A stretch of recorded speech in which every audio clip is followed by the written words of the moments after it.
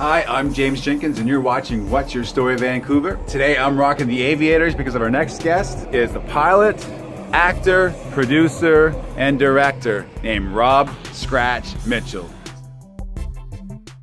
Rob, thank you very much for being on the show. I really appreciate it. My pleasure. You know, we've tried for a few weeks now, weather permitting. We finally decided to do it today, but got a great backdrop. Can you tell us, well, first of all, how did you get your nickname, Scratch? Everyone wants to know where Scratch came from, right? And so, like, every fighter pilot gets a nickname, and sure enough, in my first week on squadron, I was in a French squadron as one of the new English pilots, and there was some communication issues with the French and the English, and they basically asked me if I'd ever done air-to-air refueling before, and I said yes, once in French. We blasted off, and it was a different kind of airplane that I'd ever flown a tanker off of, and I missed. And it was a different technique, and sure enough, I scratched the canopy up really badly. It had to be replaced, and forevermore I was known as the Scratch Man. So, you're a third generation fighter pilot. Can you give us some of your background and family history? Yes, and as a young child, I grew up hearing the stories about my grandfather flying Spitfires in World War II, and then I was living it, watching my dad fly jets, and it didn't dawn on me that that was a unique thing as a kid, that there were not many third generation fighter pilots, not even now. And as I've become older and as I became a fighter pilot myself, that became more and more important to me. And so right now I have two kids, I have a son and a daughter. It's actually my daughter that wants to be the fourth generation fighter pilot, not my son. So that's kind of interesting that there's a lineage. Well, good thing there wasn't any kind of golden watch, Pulp Fiction moment. No watches. Yeah, exactly. Your birthright kind of thing. Yeah. You've had some aha moments in your life. One, I guess, was your late teens when you decided you wanted to be a fighter pilot. And another one was, I read that it was on a beach or on a surfboard, basically, when you decided you wanted to jump into film. Can you give us some insight on that? Yeah, so I've had a couple pivotal moments. Of course, growing up immersed in aviation through my dad and my grandfather's stories, I knew aviation was going to be a part of my life. But I did go through that later teen era where I was kind of rejecting sort of the tenets of my father, I think, a little bit. But I remember the specific moment. I was sitting on the kitchen counter speaking with my dad. I was in first year university at the time, and we were talking about flying airplanes. I said, "Dad, I want to be a fighter pilot." And I think it struck him. There was an aha moment for him that I'd sort of validated his life a little bit as it's being carried forward. And for myself, it was a defining moment where it crystallized right there at that moment where I said, I want to do that. So a simple situation, talking to my dad, I think we were drying dishes or just at the end of dinner, and I just said, I'm going to be a fighter pilot like you, Dad. That's great. Yeah. So how long did it take you from that moment to actually go and sign up? Well, I think I went down to the recruiting center probably the next week and went in and said, like every kid at the time, because Top Gun had just come out, I said, I want to be a fighter pilot. And they're like, get in line, kid. I'm like, oh. And then it was a barrage of tests and evaluations, and it took about another year and a half before I could even join. It's a long process, a lot of evaluations, and thankfully, in hindsight, it all worked out very well. So. Nice. You never look back. Never look back. But I remember the other moment, after having been a fighter pilot for 20 years in the Air Force, I was doing post-grad school in Australia. I was a lucky guy. I got selected to go over there on exchange to do it. And I was at that junction point where I was a lieutenant colonel, probably promoted to colonel, and perhaps beyond. I was told that I was on a list to become a general, all things being equal. And I wasn't sure if that's really what I wanted, beyond sort of the ego sense of, hey, I get to be a general potentially. That's, it's nice to be told that. But it wasn't what really energized me, and a very interesting thing, it actually didn't scare me. Yeah. And I thought, well, this is funny. I would have thought as a young person, like, oh, being a general, there's lots of pressure and responsibility. Exactly. But it didn't actually scare me. And I'd become a surfer while I was in Australia, and I was processing all this information and sort of this existential, where's my life going to go? I was 39 years old, and I have the opportunity to potentially go pursue an entirely different career, having started early in the Air Force and had a very successful career. And so I was sitting on a surfboard in Coolangatta, Australia, one of my favorite places on the earth, and I had this crystalline moment where I decided, no, I'm going out to be a filmmaker and an actor. And both of those, because as a child, I dabbled with a little bit of filmmaking. I stole my dad's little video camera and was, running Star Wars models down fishing line and trying to film that, and I was experimenting with that. And at the same time, I was actually a fairly friendly and gregarious kid, but I was pretty shy, and I was too afraid to try out for the drama teams and the clubs and whatnot. And so I said, no, I've always wanted to be a performer and an actor. I'm going to go do this because I think it terrifies me a little bit, and that's one of my guiding principles, is sort of leaning into fear a little. That's great. It's a great. I could definitely relate being a shy teenager or that kind of stuff, but I was always drawn to like filmmaking or the arts or acting, but definitely had to get over that fear of being in front of people or that kind of stuff, and public speaking. So right now you're producing a brand new series. Can you tell us the name of it and give us a little bit of a backstory? Well, and so currently I'm involved in a production that myself and business partner are developing, and it's a hosted series that I host, and it's about aviation, which is a really big surprise, right? But this one, we've done something different. We're really going into the digital world with this one, where we understand that this digital abyss that's not quite understood, there's something to it. It clearly, a lot of content is going to go that way. Exactly. And we want to be at the front end of it. We want to be at the front edge of it. The series basically follows me and my misadventures in aviation, and the difference is, rather than sort of an observational documentary style, I'm taking you, the viewer, with me as my wingman, and I'm going to share this experience with you. It's breaking the fourth wall entirely.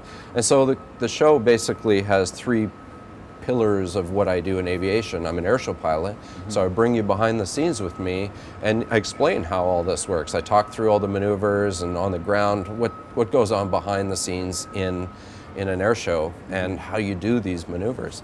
The other part of it is I'm a film pilot, so on some occasions I'm able to bring the film crew behind the scenes when I'm making movie magic or doing something unique with airplanes and cameras. And then the last thing I do, which is kind of a fun side hobby I have, is I go wandering in the wilderness, climb mountains, and I track down forgotten, lost airplane wrecks, and I tell their backstories. And there's some real fascinating stories that are right in our backyard here in Vancouver. Yeah, I've seen some of the pictures. How do you find them? You just know they're there, or you just kind of like GPS them? Or? Well, there are some aviation historians that have documented where these crashes either are located or where they have approximated their position to be. And in some cases they're known, and maybe half a dozen, 100 people have been there over time. In some cases people have not found them. They recently found one on Vancouver Island that had been lost since the Second World War. Oh wow. So the series will perhaps tackle both those options, where we'll go try to find something that's never been found, and then we'll perhaps go to a site that's been found, but people don't know about it. Exactly. And we'll dig into the history of that and what was going on. And sometimes there are great stories of survival, and people survived the crash and they lived in the woods for a few days and were rescued. And those are the stories that are obviously better to tell because there's a happy ending to them. Exactly. But in all cases, there's a really rich story behind them.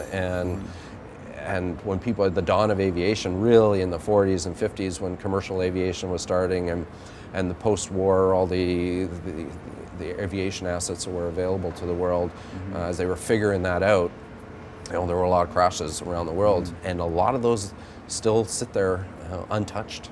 It's crazy. I guess it's almost like a shipwreck. Really. It is. It's effectively it's a shipwreck show in that sense, where we go and we revisit it and we reflect on it. Yeah.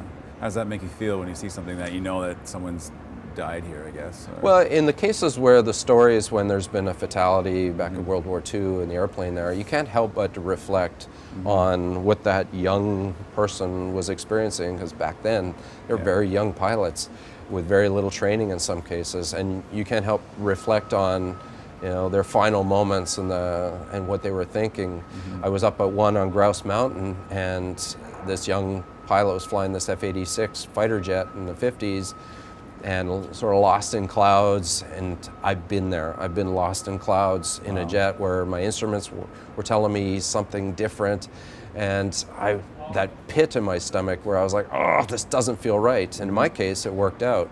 In some other cases, it doesn't work out. And it's I was going to ask you, have you had any close calls of your own, basically?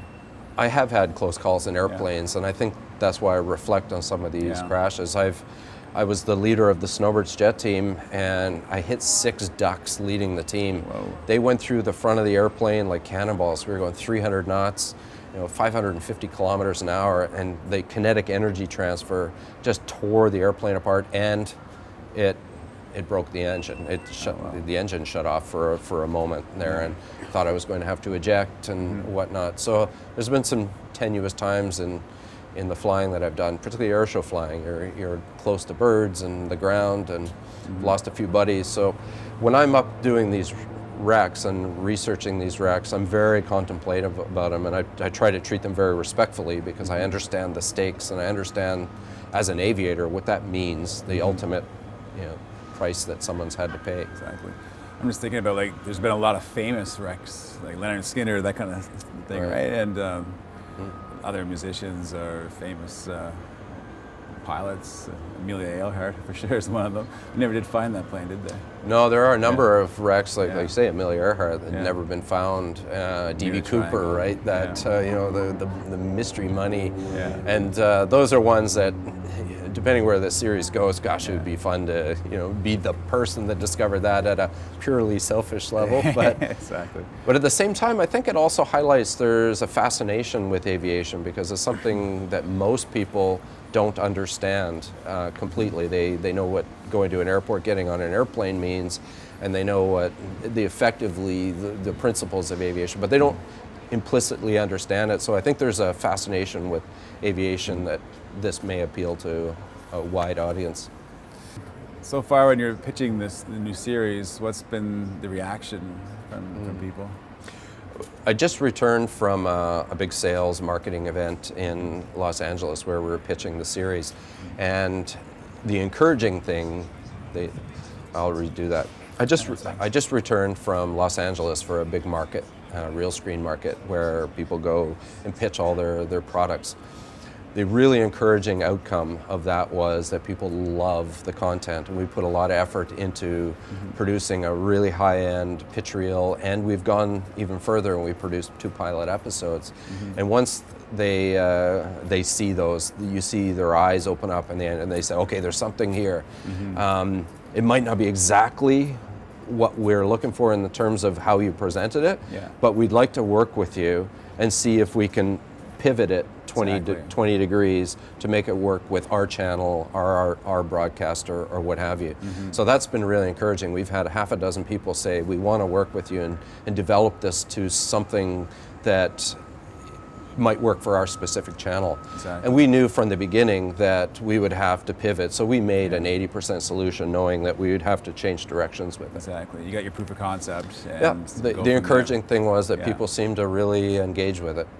I think I'd definitely watch it. I think it's a great idea. I can imagine the footage must be fantastic. What are you guys shooting on? Who's all involved? Well, it's right now my business partner, he comes from a sports doc background. Okay. Ironically, we met him filming a doc piece on a classic fighter jet I was flying for an airshow circuit museum. And we started talking about a number of different things that we were trying to both do, and we came together on this particular project. I have some of the connections I know from Discovery Channel and some great shooters and sound people, and we've collaborated on this project and we're bringing it together. That's great. So what sparked your interest then into jumping into film? Like what? What I think foremost, this is actually, maybe I shouldn't admit this on any sort of camera, but in the 80s there was this thing called breakdancing, and I got involved in it, and I actually got onto a group where we used to go downtown Victoria, in front of the Parliament buildings, and put down our silly little piece of cardboard and a boombox, and we used to street dance for money. And I was so fulfilled at being a performer. I think that triggered something in me that I knew later on in life I would need to be a performer in some case. And it's very interesting that I spent almost 7 of my 20 years in the Air Force as a performer. I did a tour as a F-18 airshow pilot, and then I did 2 tours with the Snowbirds jet team. Again, that's sort of combining my flying with performing, and very much a public kind of spectacle of flying, and that really energized me. So I think I recognized in my late 30s finally that actually no, there's a performer in me, and as the commander of the Snowbirds I learned what it was to effectively be a producer.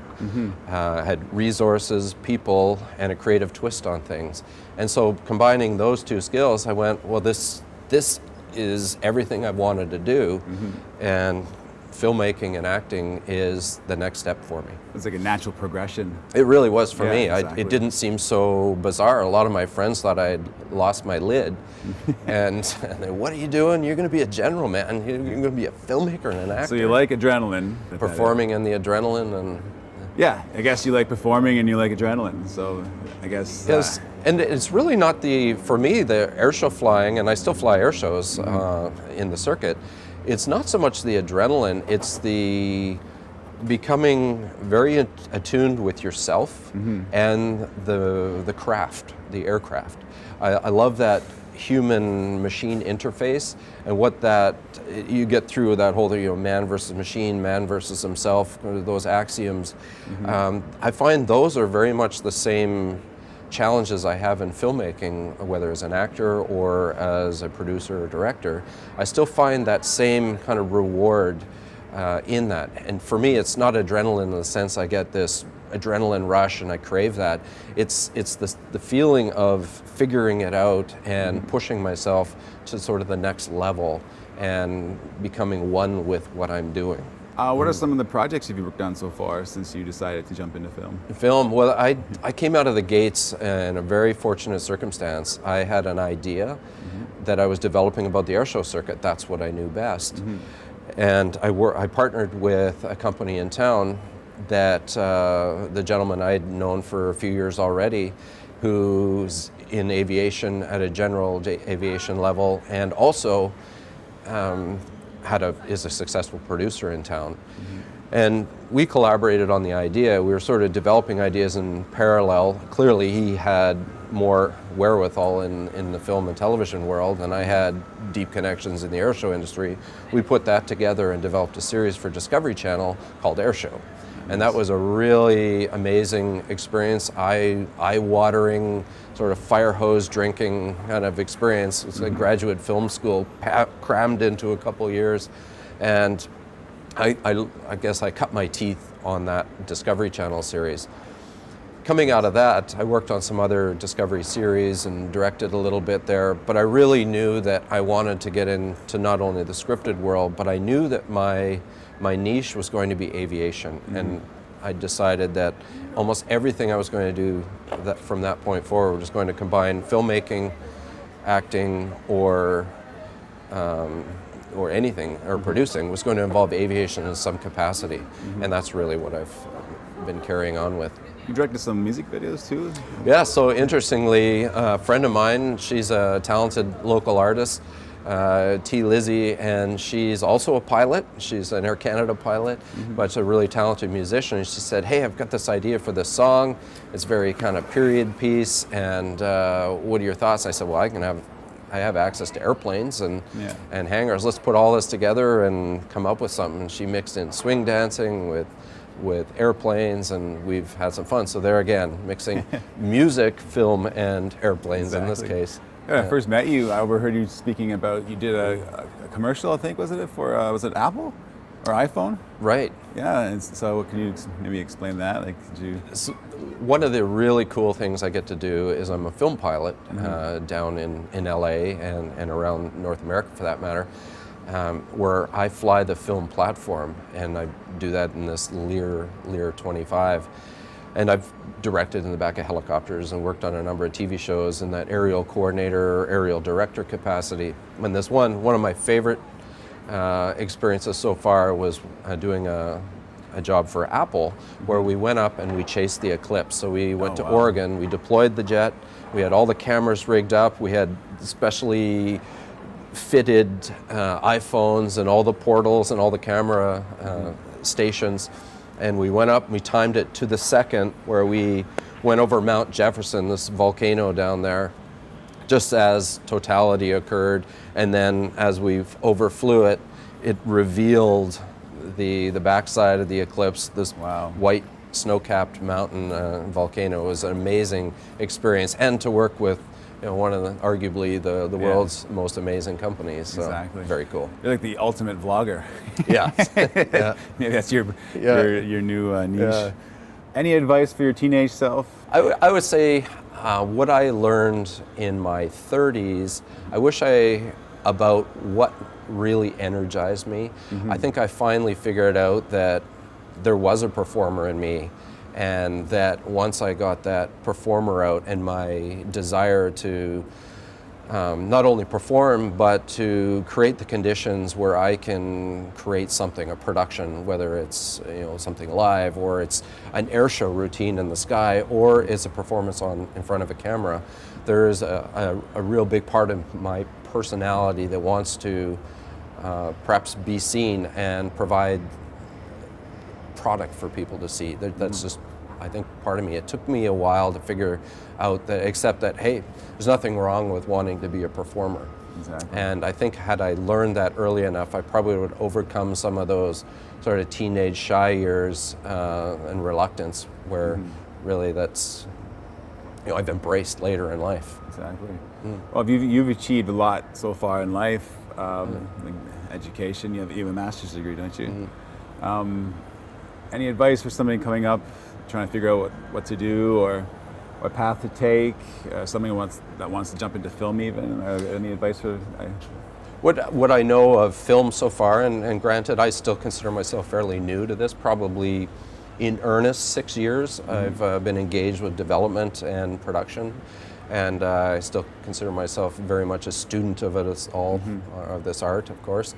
But what I did receive early on is a great piece of advice from a very experienced producer that's been somewhat of a mentor to me in town. He said, Scratch, reach into your back pocket, pull out all the lint, throw it on the table, and whatever else is in there, that's where you start. And so in my back pocket, I had aviation. And really that was the entry point to come into film here, not here. Exactly. And so I think if anyone has a special skill or connection to a unique aspect of life, that is a great place to start. And I think taking stock not only of what you have at your disposal, but who you are as a person, and you come to film with that, I think I think that will pave an easier pathway for you. I think so. A lot of people have to realize that there's only one you, and you're unique, and you gotta basically build on your strengths and maybe not worry about your weaknesses so much. Well, that's true, and play to your strengths, of course. I think as a younger person, I didn't know necessarily what my strengths were. Yeah. And I think if again, going back to the question, what would I tell myself as a teen, would be go figure yourself out a little bit sooner. And I know there's lots of exploring that has to occur, but I think those early indicators of what I really was about, or what I really am about, those indicators were there early on. And had I sought the solution then, or had a mentor back then that could have guided me, I think that would have probably consolidated who I am earlier. Exactly. Well, Rob, I really appreciate you being on the show. Hey. Thanks so much. Keep an eye out for this guy either on your laptop, on your phone, or on TV. And we'll have all his links in the description below, and thanks for watching. So perhaps you've learned a little bit of my story, but I want to know what your story is, Vancouver. Our city, our stories.